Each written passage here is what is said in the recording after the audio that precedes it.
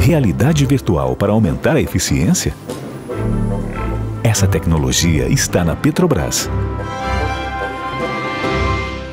Olá, meu nome é Zé Brandão, sou autor e produtor de desenhos animados e sócio do Copa Studio, onde já produzimos animações como Irmão do Jorel, Tromba Trem, Historietas Assombradas, Icobit Zip e também prestamos serviço de animação para outros estúdios. No Copa Studio eu também desempenho a função de diretor criativo, o que em teoria me credencia para estar aqui com vocês falando um pouquinho sobre desenvolvimento de projetos. Eu digo que me credencia em teoria porque eu sempre gosto de começar essas conversas esclarecendo que tudo que eu vou dizer é a partir das experiências que tive, e experiências diferentes resultam em conclusões diferentes, né? Então, já que tudo que eu vou dizer para vocês é a partir da minha trajetória, faz sentido eu começar esse papo falando para vocês como é que eu cheguei até aqui. Eu me formei em jornalismo, mas nunca exerci a profissão. Mas em todos os meus estágios de comunicação eu dava um jeito de incluir o desenho no meio das minhas tarefas. O que eu queria mesmo era trabalhar com desenho animado. Um dia eu respondi a um classificado de jornal que dizia procura-se animadores, sem dizer qual era a empresa. Eu entrei em contato e fui apresentar meu portfólio numa casa em Jacarepaguá sem qualquer referência. Mas não era um golpe. Era a casa de um produtor da Globo que estava montando um time de animadores. Acabei passando no teste e passei quase 3 anos lá na Globo, produzindo animações para programas como Luciano Huck, Cacete e Planeta, Show da Xuxa. Até que eu pedi minhas contas e larguei o meu crachá de bozó para ir trabalhar em outro lugar, um lugar desconhecido chamado Labocine. As pessoas ao meu redor achavam que eu estava maluco. Largar uma carteira assinada na Globo? Pra quê? Mas eu sabia que naquele momento, na Globo, o desenho animado estava em segundo plano. E eu queria muito trabalhar em um lugar em que o desenho animado estivesse como protagonista.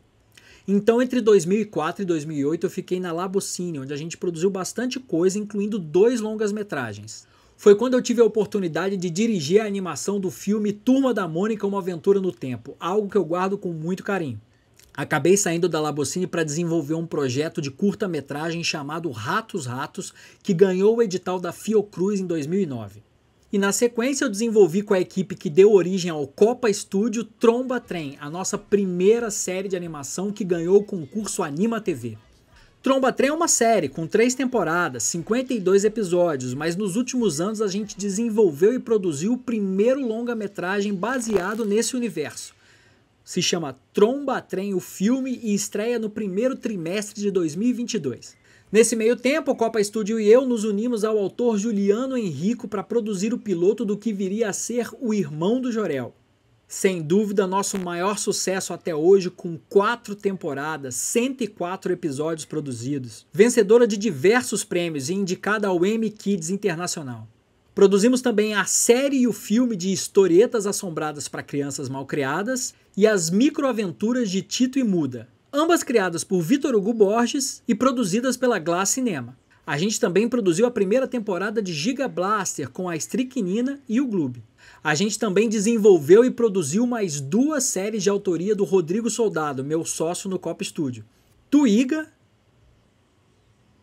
e Icobit Zip, também indicada ao Emmy Kids Internacional. Esses que eu falei até agora são os projetos que estão no ar, você já pode assistir. Mas existem outros projetos no Copa que ainda não viram a luz do dia, que ainda estão em desenvolvimento ou buscando financiamento, como Cursed Mike e Terry Dark. A gente tem projetos também que já estão até em produção, mas que a gente ainda não pode mostrar. Inclusive mais 2 projetos de game, multiplataforma. Olha, são 20 anos dedicados à produção e desenvolvimento de desenhos animados. E por isso mesmo eu vou me atrever aqui a apontar alguns caminhos, dar algumas dicas para o desenvolvimento do seu projeto. Baseado muito em todos os erros que eu cometi, mas também em alguns acertos. A ideia desse vídeo é focar mais no desenvolvimento de projetos de séries de animação. Mas creio que 90% do que vai ser colocado aqui também vale para outros projetos de obras audiovisuais. Incluindo curtas e longas-metragem, seja de animação ou live action. Aqui vale definir o que eu considero como etapa de desenvolvimento de um projeto de série de animação. Para mim, desenvolvimento é tudo que a gente vai criar, produzir, trabalhar antes do projeto ser vendido. Ou seja, tudo que a gente precisa fazer antes de receber um sinal verde ou um green light para a efetiva produção do projeto. É o trabalho que a gente precisa fazer para assegurar o financiamento para produzir a obra.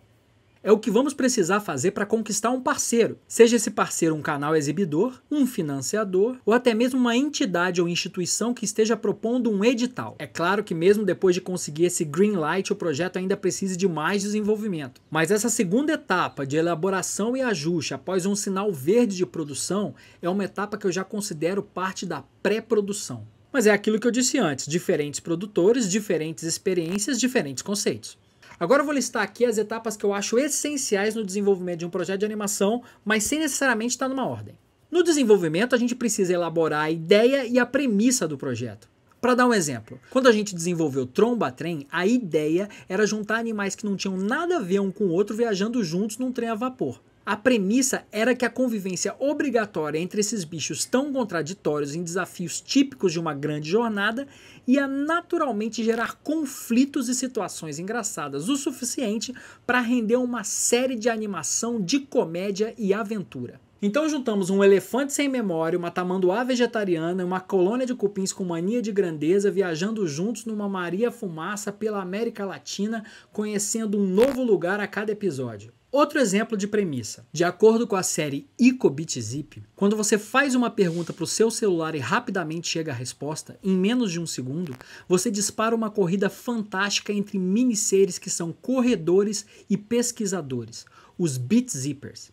Eles têm que correr até a nuvem, procurar uma informação que você precisa e trazer essa informação de volta o mais rápido possível, a tempo de aparecer entre os primeiros resultados da busca. Icobit-Zip é a história de Ico.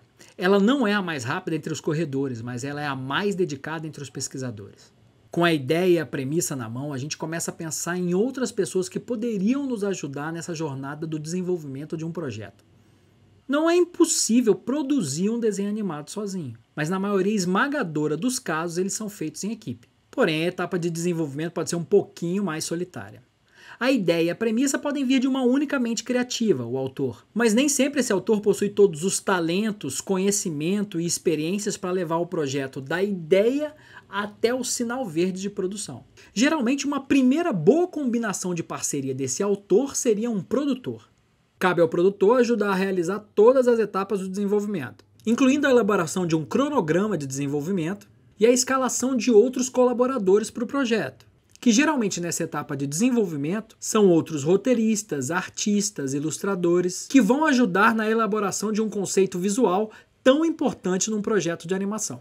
É claro que tudo vai depender das características de cada projeto, inclusive se existe alguma verba para desenvolvimento, mas também poderia fazer parte de uma equipe de desenvolvimento storyboarders, designers de personagens, cenaristas, e em alguns casos até mesmo compositores das músicas, artistas de voz e animadores. A equipe de desenvolvimento deve ser um time enxuto para que não haja dispersão das ideias, já que é muito importante que o projeto consiga se manter coeso. A equipe também é a primeira audiência. É o primeiro teste para o discurso de venda do projeto. O autor e o produtor vão precisar engajar a equipe e para isso vão precisar explicar a ideia e a premissa pela primeira vez. É muito importante observar as primeiras impressões da equipe e saber aproveitar como essas pessoas respondem ao projeto. É o primeiro feedback. Uma vez que você já tem uma ideia e uma premissa, você vai seguir trabalhando no que eu chamo de conceito geral. Conceito geral nada mais é do que a premissa desenvolvida. É quando você define melhor o gênero dramático da sua ideia. É quando você aborda e define o tema e o tom da sua criação. Paralelamente ao conceito geral, você também vai definindo quem são os personagens do seu projeto. Nessa fase, você também desenvolve a personalidade dos principais personagens e como eles interagem com o ambiente e entre si. Para entender as características únicas de cada personagem, um exercício interessante é criar cenas ou sketches em que diferentes personagens reagem de maneira particular a uma mesma situação, como, por exemplo, o exercício do copo d'água pela metade. Vamos supor que cada um dos personagens do elenco principal do seu projeto foi deixado sozinho numa sala vazia, apenas com um copo d'água pela metade. Como é que cada um deles reagiria a essa mesma situação? Se fossem os personagens de Tromba Trem, eu diria, por exemplo, que o Gaja, um personagem displicente, inconsequente, simplesmente veria o copo d'água e tomaria ele todo de uma vez. Duda, um personagem tão displicente quanto, mas com um coração imenso, veria o copo d'água e tomaria só um golinho, guardando um pouquinho para os seus amigos caso eles ficassem com sede. Já a Rainha Cupim, autoritária e pavio curto, assim que visse o copo pela metade, já gritaria: "Quem foi que bebeu metade do meu copo d'água, hein?" O Cupim Júnior, mais filosófico, cerebral, ia refletir sobre o copo ali, né? Estaria o copo meio cheio ou meio vazio? O Capitão Cupim, um tanto paranoico e super protetor, anunciaria: ninguém toca nesse copo, alguém pode ter colocado uma substância aí dentro.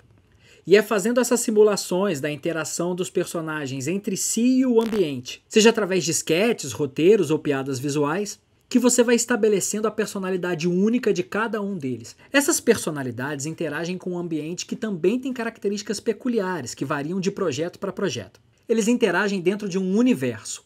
E esse universo tem a sua estética, tem as suas regras, tem a sua própria história e a sua própria cultura. Mas como assim estética? Sim, o universo da sua série pode ter uma característica identificável, reconhecível. Por exemplo, o universo estético do Irmão do Jorel remete aos anos 80, aos anos 90. O Tromba-Trem, por ter uma locomotiva a vapor, um dirigível, ele remete a uma estética steampunk. E o Historietas Assombradas, apesar de ser uma série de comédia, tem toda uma estética de monstros e lendas. Então tá, o universo da sua série tem uma estética. Mas regras? Como assim regras? Procurando no Google, você consegue encontrar psicólogos dizendo que para você criar nas pessoas a tal suspensão da descrença, você precisa dar para a audiência um novo contexto. Alguma versão alternativa da estrutura da realidade na qual eles possam mergulhar de cabeça. Essa nova estrutura, esse novo contexto, se estabelece a partir de um conjunto de regras que você cria para o universo do seu projeto. Por exemplo, no universo do seu projeto, se um personagem cai de um penhasco, igual o Coiote vive caindo no Papaléguas, quando ele bate lá no chão, ele morre ou ele vira uma panquequinha e sai andando? Outros exemplos de regras em universos. Em Tromba-Trem, por exemplo, só os animais falam, os humanos sequer aparecem, sequer existem.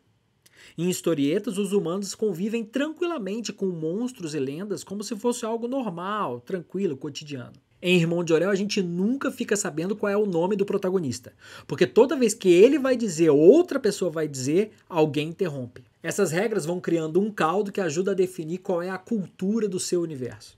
Dentro do desenvolvimento, você também vai escrever sinopses de episódios. Quando a gente fala de sinopse, muita gente lembra daquele textinho que a gente lê antes de ir no cinema ou de escolher um filme para ver no streaming. No sentido de ser um texto bem curtinho que explica a história que você vai ver, as sinopses de um projeto são sim bem parecidas com essas de cardápios de filmes. Porém, tem uma diferença fundamental. As sinopses num projeto não são livres de spoilers, não são só um teaser. As sinopses num projeto contam o final da história. Elas explicam como que a trama se conclui. E em se tratando de animação, é muito importante trabalhar os conceitos visuais de personagens e cenários. Essa é a hora de desenhar, pintar, fazer colagem, buscar referências. Uma dica é não se preocupar em conseguir o visual desejado logo de cara. É importante fazer bastante rascunho, deixar espaço para experimentação, tentativa e erro.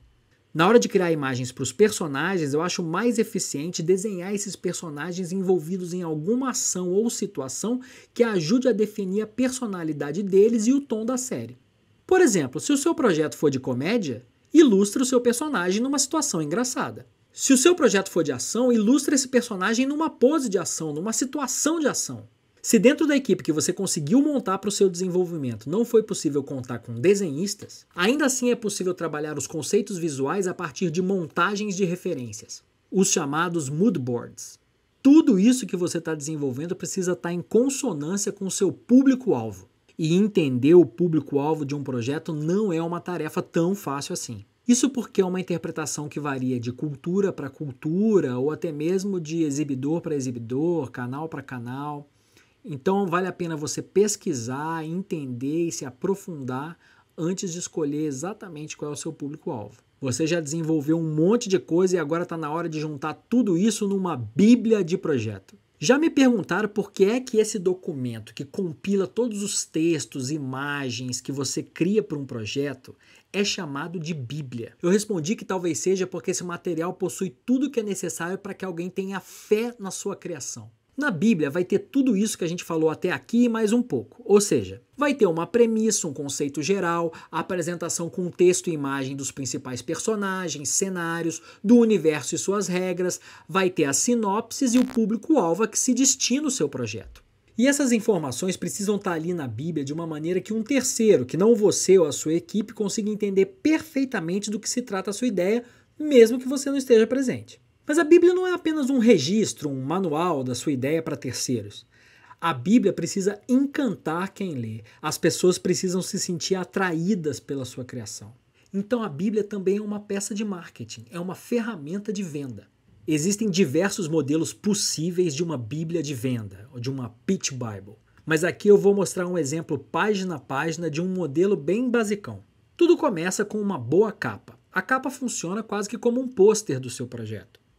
Ela precisa de uma imagem que chame a atenção, mas também que resume bem do que se trata a obra. Na capa também é importante ter o nome do projeto, e se esse nome já estiver desenhado na forma de uma logomarca, melhor ainda. Na capa ainda pode constar a assinatura da produtora e do autor do projeto. Ainda no início da Bíblia, logo na primeira ou segunda página, também é importante dizer qual é o formato do seu projeto. Se é uma série, se é um longa-metragem, se é um curta. Nessa mesma página você coloca a duração da obra ou o número de episódios, se for o caso. Também é importante colocar o público-alvo para o qual o projeto se destina. Eu também acho legal colocar o gênero dramático do seu projeto, se é comédia, se é ação, se é aventura. Logo na sequência a gente pode colocar o que a gente chama de storyline ou logline. Logline ou storyline é o resumo de todo o seu projeto num único parágrafo.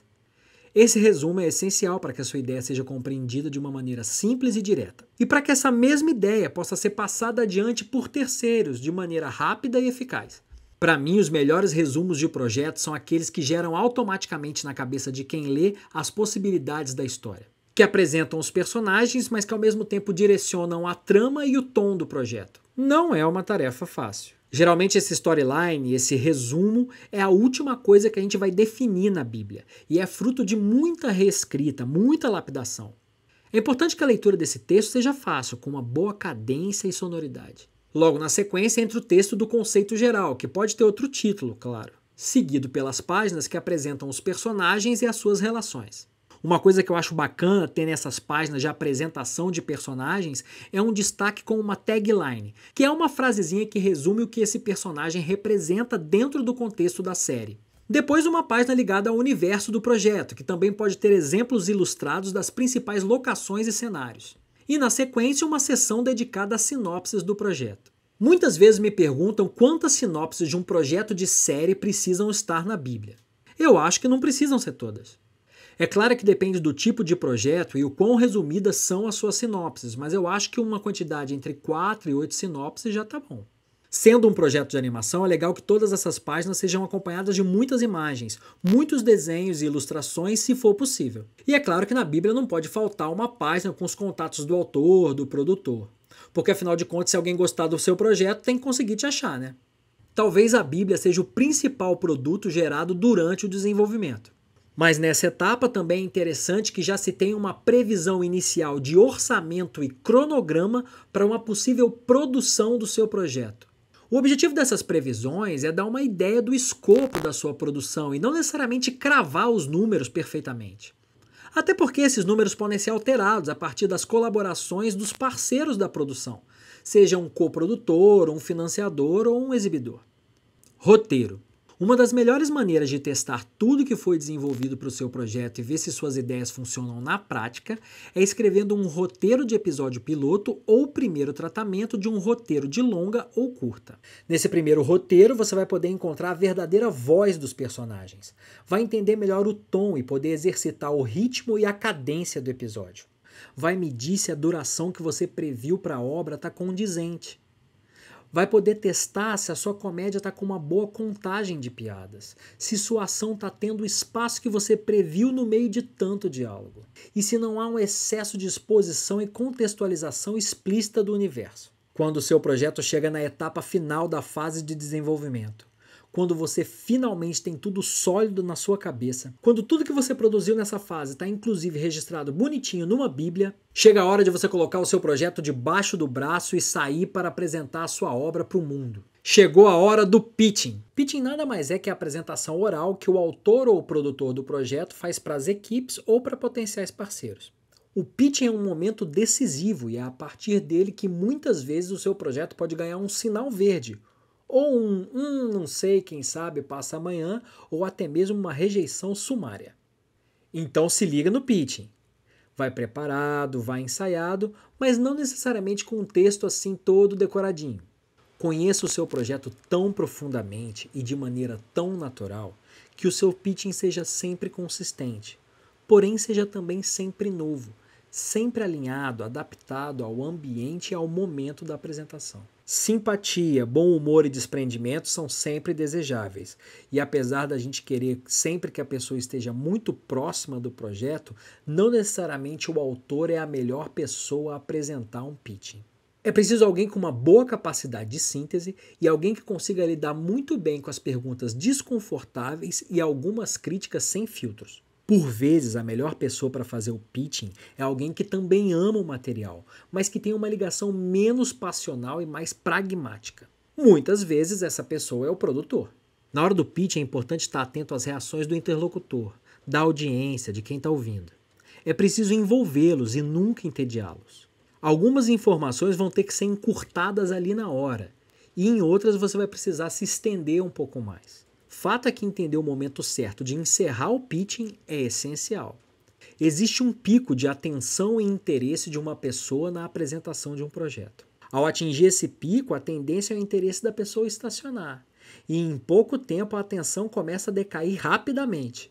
É importante que o pitching se encerre com um desejo na outra pessoa de querer saber mais.